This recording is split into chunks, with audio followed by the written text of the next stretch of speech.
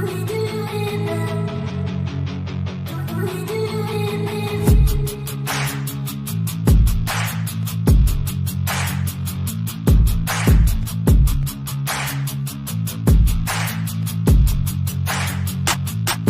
datang di channel Bela Kebenaran. Kami hadir untuk memberikan informasi opini dan atau fakta terhadap situasi yang sedang terjadi. Mari dukung channel ini dengan cara menekan tombol subscribe dan bunyikan loncengnya. Terima kasih.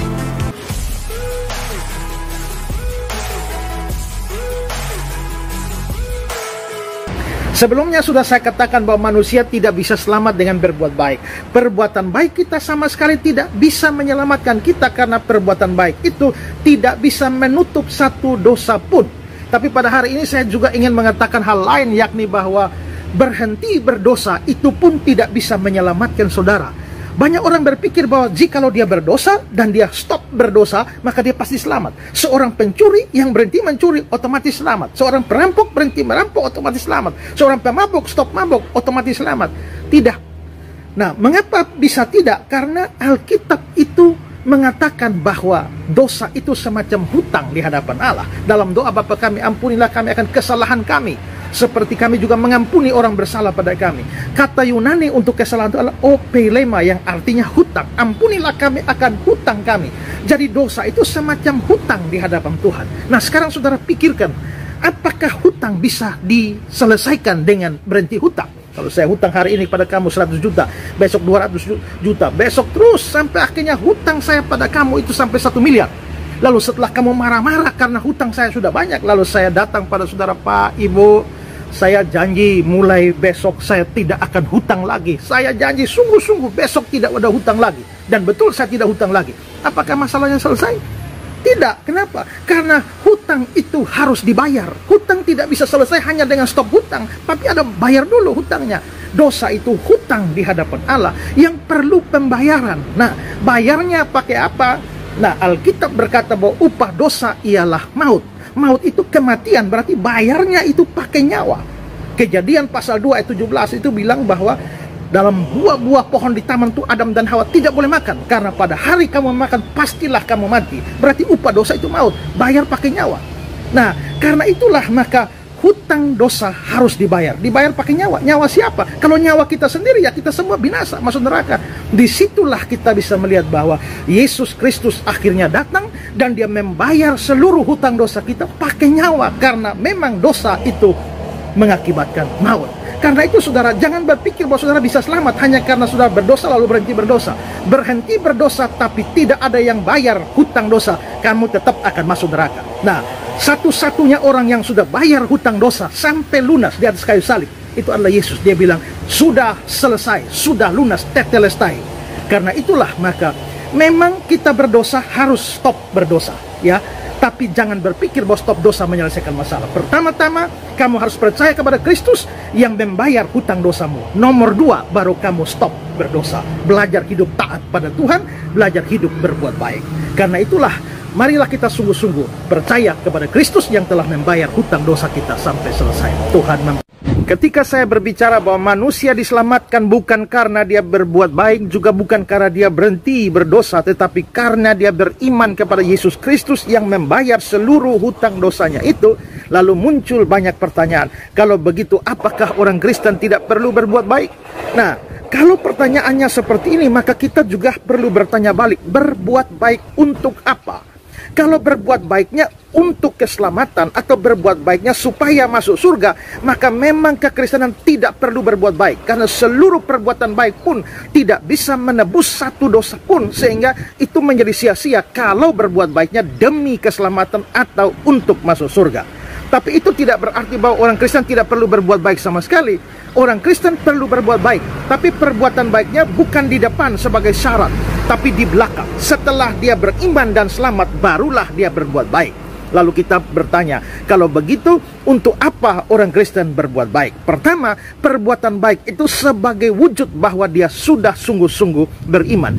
Iman itu sesuatu yang abstrak, yang tidak kelihatan, tapi iman itu baru kelihatan melalui perbuatan-perbuatan baik. Jadi, kalau kamu sungguh-sungguh orang beriman, maka kamu pasti akan melahirkan perbuatan-perbuatan baik.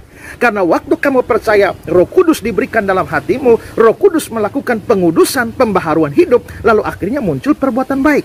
Jadi kalau kamu mengaku beriman tapi hidupmu jahat terus, tidak muncul perbuatan baik sama sekali, maka berarti kamu hanya mengaku beriman, padahal sebenarnya itu omong kosong.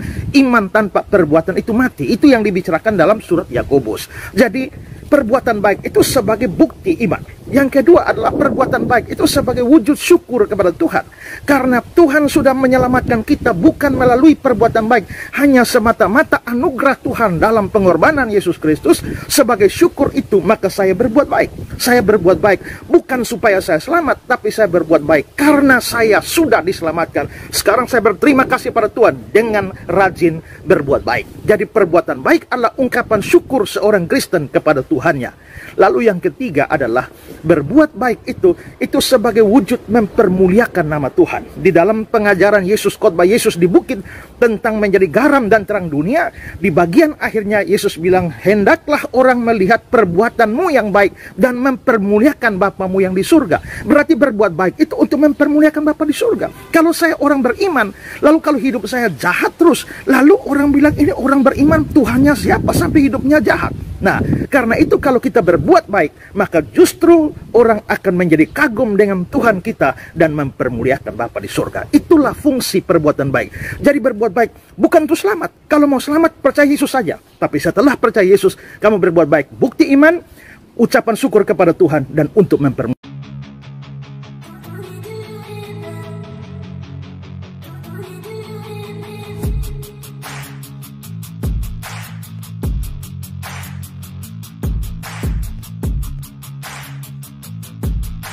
Terima kasih sahabat sudah menyaksikan tayangan kami hari ini. Tuhanlah yang membalas dan memberkati kita semua. Apabila sahabat diberkati, marilah kita dengan murah hati untuk share video ini kepada teman-teman kita yang lain, kepada grup-grup keluarga dan sebagainya. Dan jangan lupa meninggalkan komentar di bawah video ini, serta menekan tombol subscribe video kami, sehingga sahabat tidak ketinggalan video-video terbaru dari kami. Terima kasih. Tuhan Yesus memberkati kita semua. Dan dengarkanlah firman Tuhan singkat ini. Mintalah maka akan diberikan kepadamu. Carilah maka kamu akan mendapat. Ketuklah maka pintu akan dibukakan bagimu. Kita harus melakukan sesuatu sampai sesuatu itu akan terwujud atas hidup kita. Minta, cari, dan ketuklah, maka Tuhan pasti membukakan pintu. Lukas 18 ayat 1. Yesus mengatakan suatu perumpamaan kepada mereka untuk menegaskan bahwa mereka harus selalu berdoa dengan tidak jemu-jemu. Kita berdoa dengan tidak jemu-jemu. Terus minta maka pasti akan diberikan.